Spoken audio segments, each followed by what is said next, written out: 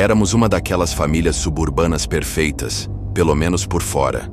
Meu pai com a gravata torta, minha mãe cantarolando canções de Natal enquanto assava biscoitos, minha irmã Lili mal conseguindo ficar quieta de tanta emoção. Ela tinha 6 anos, ainda uma firme crente em Papai Noel.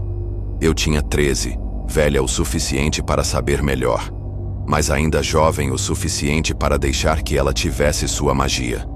O bairro era o mesmo de sempre na noite de Natal. Casas alinhadas com luzes piscando, bonecos de neve infláveis balançando nos quintais. Você quase poderia esquecer o Jimmy Peterson na rua, o garoto que havia desaparecido uma semana atrás, simplesmente sumido da cama dele. A polícia disse que provavelmente era uma disputa de custódia ou um adolescente fugitivo. Minha mãe e pai acreditaram nisso. Eu não.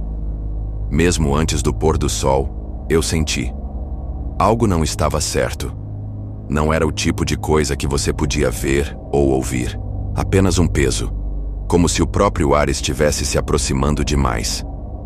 As ruas pareciam muito silenciosas.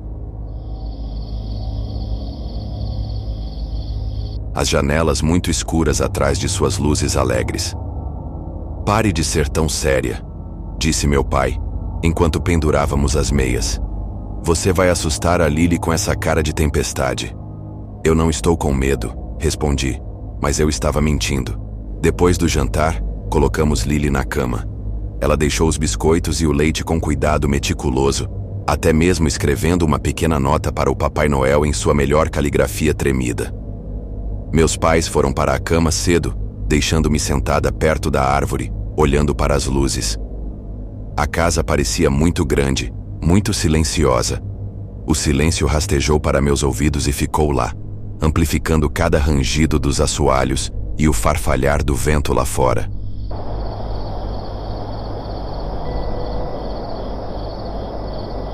Então eu ouvi um som que não pertencia ali, não o vento, não a árvore se assentando, um leve tilintar, como sinos.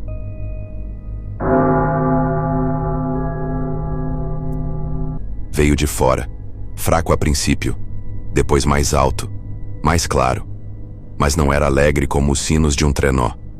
Não, isso era lento, pesado, deliberado, como se alguém estivesse arrastando-os. Encostei o nariz no vidro frio da janela da sala. A rua coberta de neve estava vazia. Sem carros, sem movimento. Apenas aquele som misterioso se aproximando.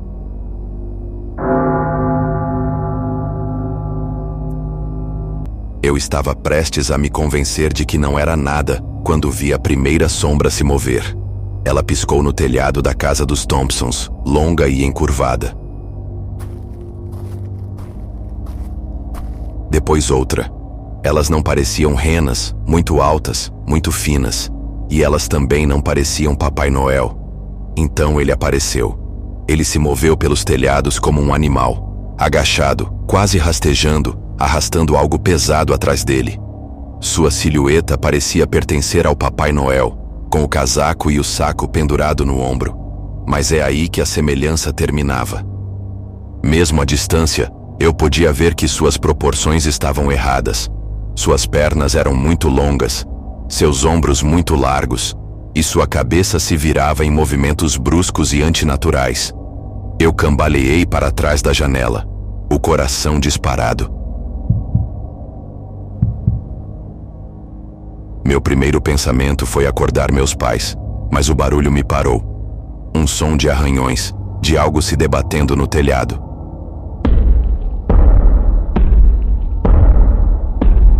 Nosso telhado. Fiquei congelada enquanto o som se movia em direção à chaminé. Minha respiração parou na garganta quando ouvi o mais leve baque. Algo caindo na sala atrás de mim. Virei-me lentamente. As luzes da árvore de Natal piscaram, lançando brilho suficiente para ver a figura parada perto da lareira. Ele era enorme, encurvado de modo que seus ombros tocavam o topo da lareira. Seu traje vermelho estava sujo, o tecido rasgado e pendurado em tiras. A barba estava lá, mas estava amarelada, emaranhada de sujeira, ou algo pior. Seu chapéu estava torto na cabeça, a aba branca manchada, e seu rosto. Os olhos eram covas fundas, brilhando fracamente, como olhos de animais pegando a luz.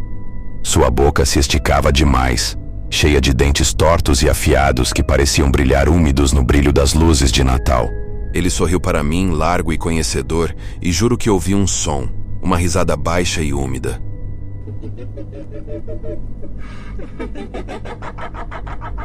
O saco pendurado no ombro se contorcia. O que quer que estivesse lá dentro não eram presentes, estava se movendo, se contorcendo. Ele deixou cair com um baque, e um grito abafado veio de dentro. Isso quebrou minha paralisia. Eu corri escada acima, quase tropeçando em meu pânico, e abri a porta de Lily. Ela já estava sentada na cama, esfregando os olhos. "O que foi?" "Zrenia", ela sussurrou. "Nós temos que nos esconder." Eu a empurrei para dentro do armário e entrei atrás dela, fechando a porta assim que os assoalhos rangeram do lado de fora do quarto dela. Coloquei uma mão sobre a boca dela para mantê-la quieta, minha outra mão tremendo tanto que achei que nos entregaria. A porta abriu lentamente, as dobradiças rangendo. Através das ripas da porta do armário, eu o vi. Ele estava parado na porta, a cabeça inclinada para o lado como se estivesse ouvindo. Ele cheirou o ar, baixo e alto, então soltou um rosnado gutural.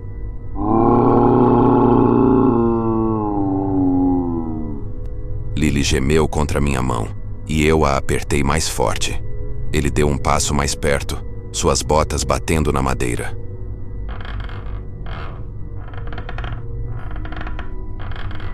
Depois outro. Eu pensei que ele nos havia encontrado, mas no último segundo, ele se virou para a janela. Ele subiu por ela, desaparecendo na noite tão silenciosamente quanto havia chegado. Ficamos naquele armário, até que a primeira luz do amanhecer se infiltrou pelas frestas. Quando finalmente saímos, a casa estava assustadoramente silenciosa. Os biscoitos e o leite tinham sumido, assim como a nota de Lily.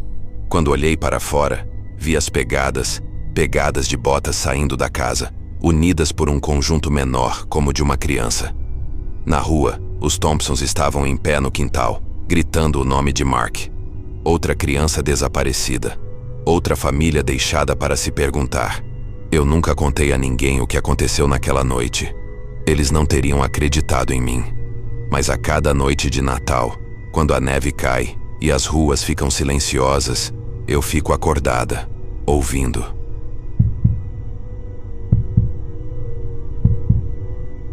3 anos antes do meu nascimento, meus pais tiveram seu primeiro filho. Ele viveu por meros 7 minutos antes de sua respiração parar e ele morrer. Nunca perguntei o que o fez parar de respirar.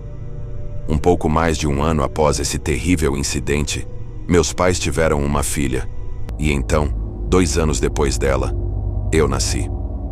Naturalmente, meus pais não tinham motivo para me contar sobre meu irmão mais velho quando eu era mais jovem.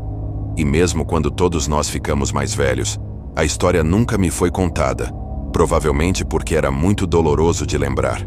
Se os eventos seguintes nunca tivessem ocorrido, talvez eu nunca tivesse descoberto sobre ele.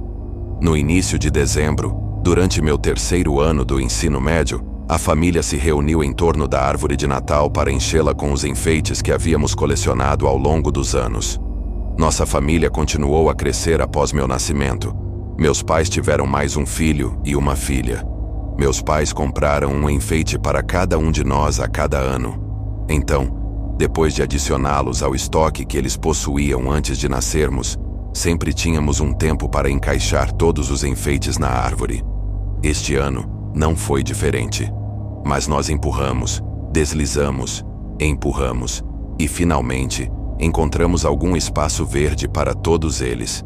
Além dos enfeites, tínhamos um presépio bem bonito que era colocado embaixo da árvore. Ele tinha toda a festa de nascimento e, claro, continha um berço de madeira em que a figura do menino Jesus estava deitada. Depois que meus irmãos e eu montamos isso, ficamos por 1 ou 2 minutos admirando nosso trabalho. E então cada um seguiu seu caminho e continuou com a vida. Um dia depois de montar a árvore, Entrei na sala de estar para encontrar um dos meus enfeites no chão. Era o primeiro enfeite que me foi dado e tinha "Primeiro Filho" gravado em seu rosto. O bronze brilhante havia ficado turvo ao longo dos anos, mas o enfeite era sentimental, então ele sempre conseguia encontrar um lugar de destaque na árvore. Encontrei o lugar de onde achei que ele havia caído e o pendurei novamente antes de atravessar a sala. Passei pela sala no dia seguinte para encontrar o enfeite novamente no chão. E novamente o pendurei.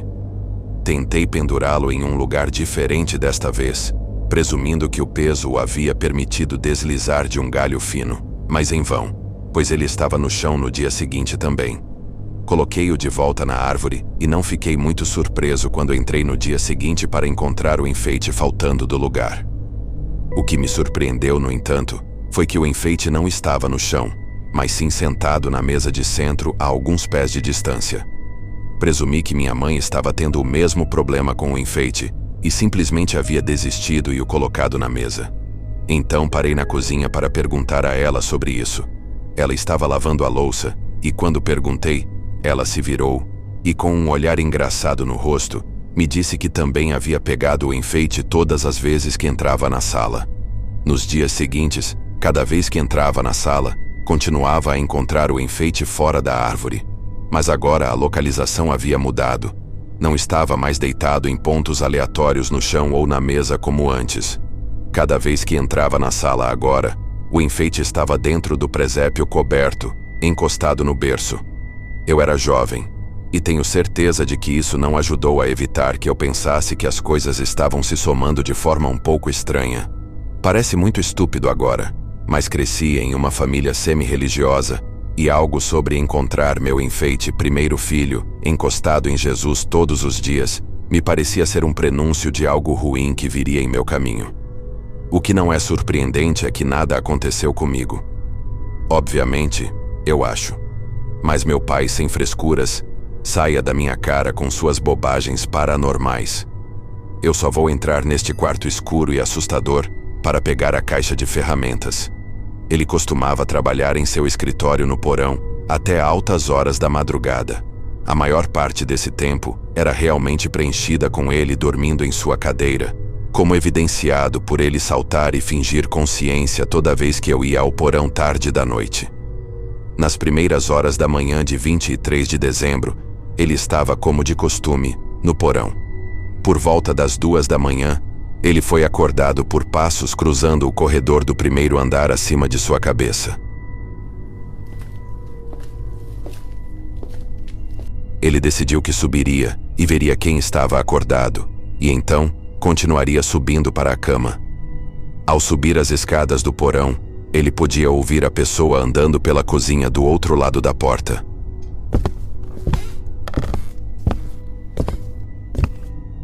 Mas quando ele abriu, a pessoa acabara de cruzar para a sala de jantar. Ele seguiu os passos pela cozinha e pela curva, mas novamente estava atrasado. Os passos o haviam batido na curva e na sala de estar.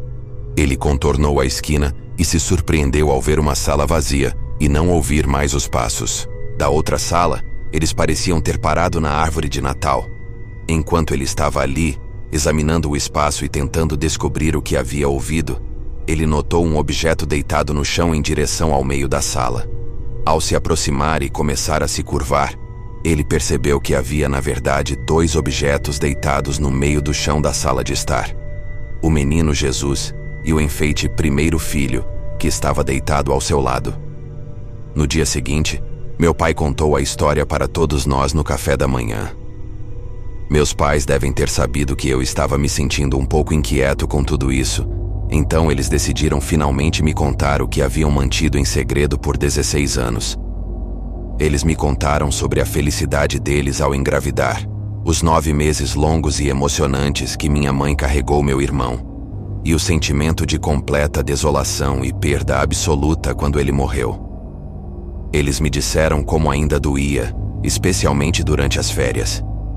No início, presumi que isso era porque todos ficam sentimentais durante as férias. Então, eles me contaram o verdadeiro motivo. Meu irmão havia nascido e morrido em 23 de dezembro às 2 da manhã. A noite passada, Havia sido o 20º aniversário de sua morte.